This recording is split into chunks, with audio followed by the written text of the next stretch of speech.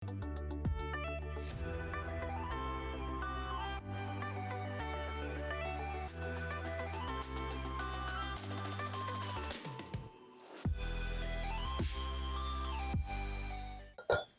masala na fish.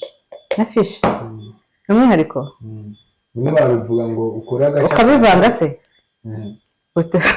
chicken na fish ayivanga gute paprika wabivanga gute bahisemo ngo ni inkoko sibyo inkoko cyane teka wenda ushaka kubiteka n'agahene ushaka kubiteka inshuro ebyiri teka chicken ugateka na fish ariko bitandukanye chicken kwayo na fish kwayo niyo nk'uko wateguye nk'agahene cyangwa kwawe wakoresha nk'iyi chicken ntabwo bishoboka musa byakanye ntabwo yibageye uba nyine ko ari chicken rwose wafata gute ibintu bya chicken ukajya kubikoresha ku muhene dukurikiye nabo baba bafite icyo kibazo utavuga ati wenda mbishyize muri chicken yajya yahinduka yakangirika se basi ntabwo ugomba gukoresha ibintu byabigenewe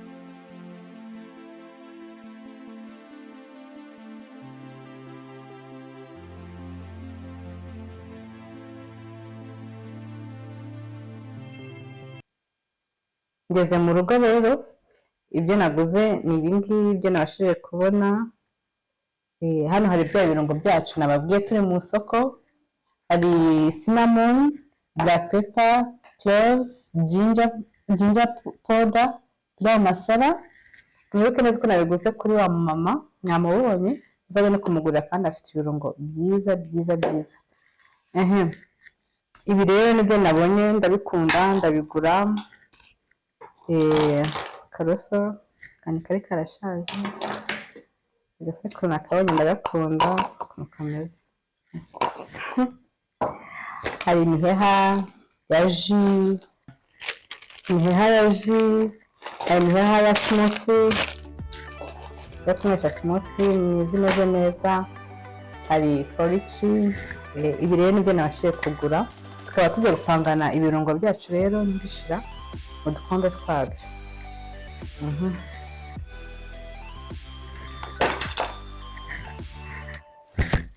Dore kuri cinnamon na twa dupapuro nari nagiye gukoresha ntugiye kutubereka ushyira ku birungo byabyo kugira ngo ujye umenya amazina yabyo. Ni twiza kandi turafasha.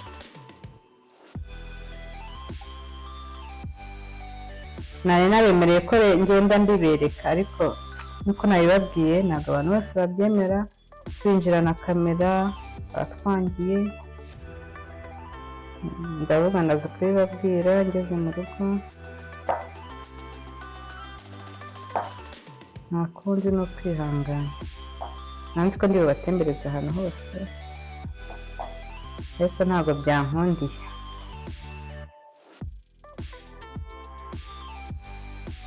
Abakunzi ba Selex TV rero komeze muturebe kandi mujye munareba na video muzirangize sibyo. Kore subscribe, comment, like, share. Ni iby'ingenzi cyane. Natura kuri tuno tuntu twiza. Cinnamon twiza turafasha.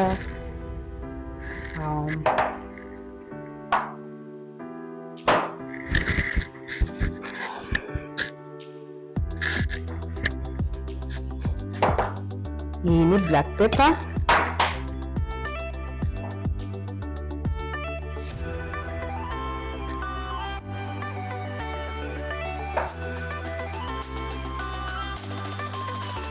Ngere ibirungo binjya mu mazuru kandi ndaba ntangiye kwitsama.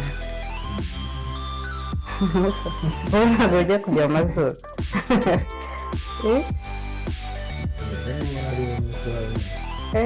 ariko bitewe nawe cyane kubera urugendo twawe ariko ntabariya bicuruza barabimenyereye ko batajya bitsamura.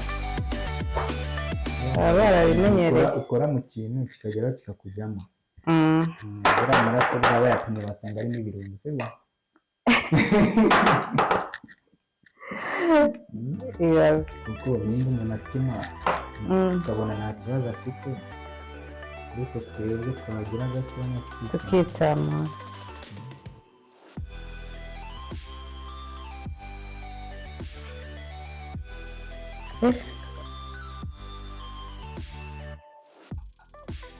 Cinnamon cyane cyane, cinnamon ituma nitsamura.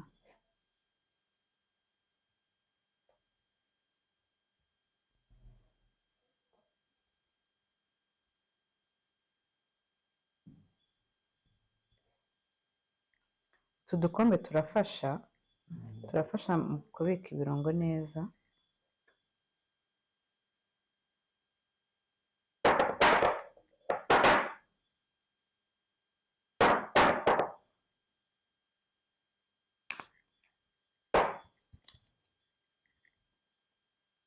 Ginger powder.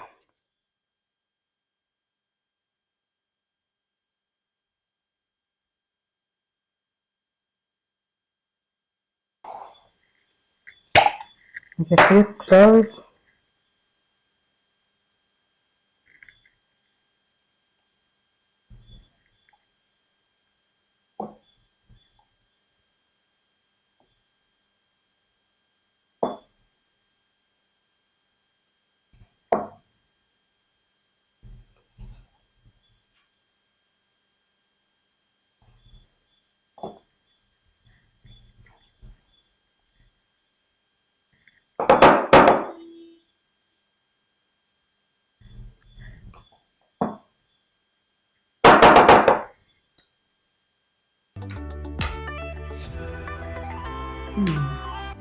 It's nice.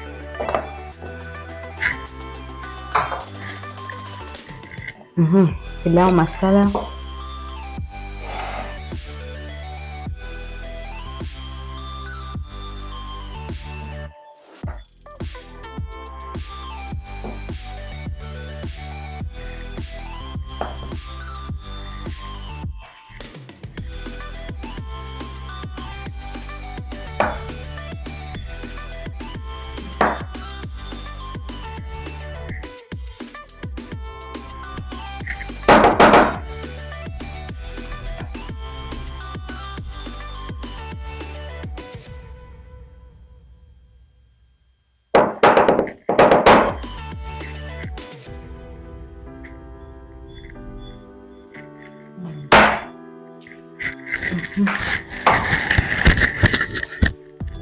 Kuri beef masala.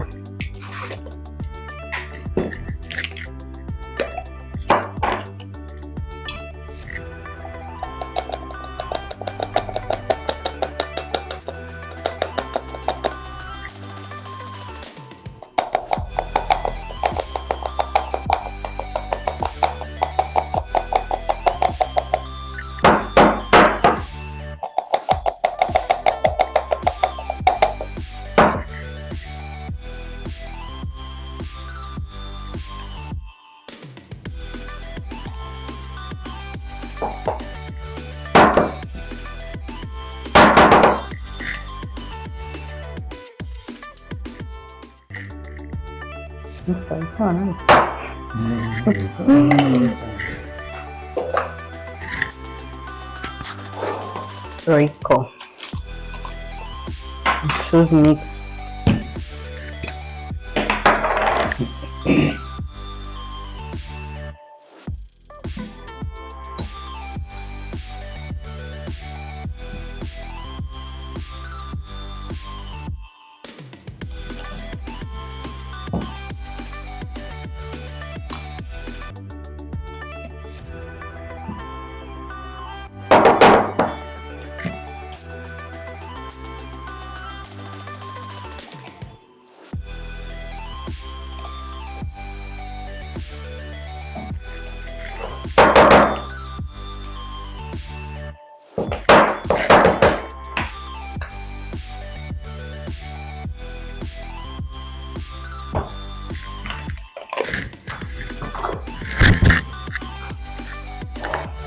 Chicken masala.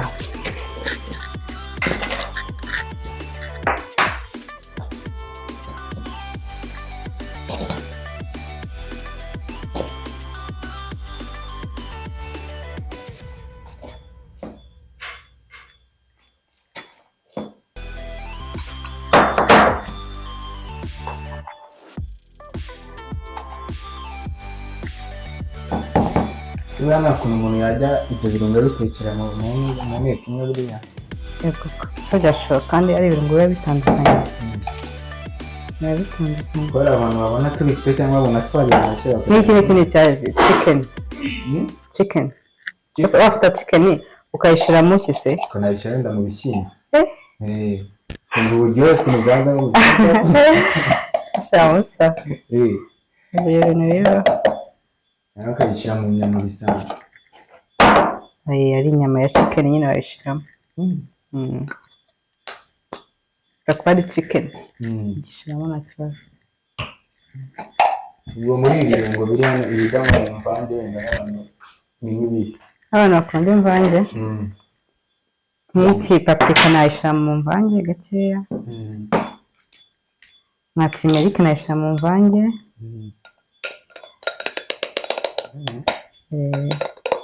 Mwana wumva igihe imvange nuko ariyo urayikunda?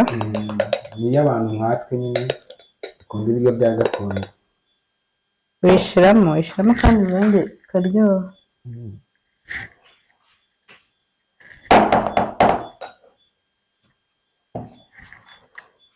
Ubu n'ubwo ati ya chicken masala hamwe na fish masala ubwo ni umwihariko gusa.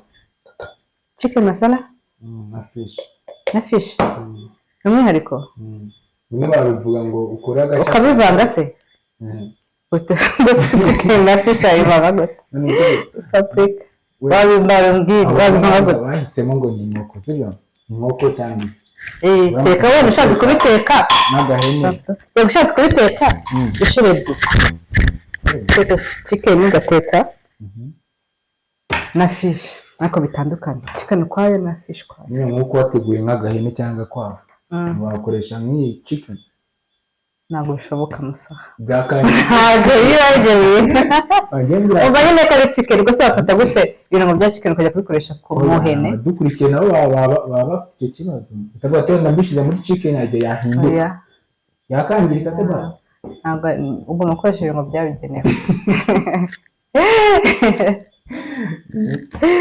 Ibirungo byacu rero tubazi kubipanga wabibonye abanyarwanda tunari twiza tubika ibirungo neza.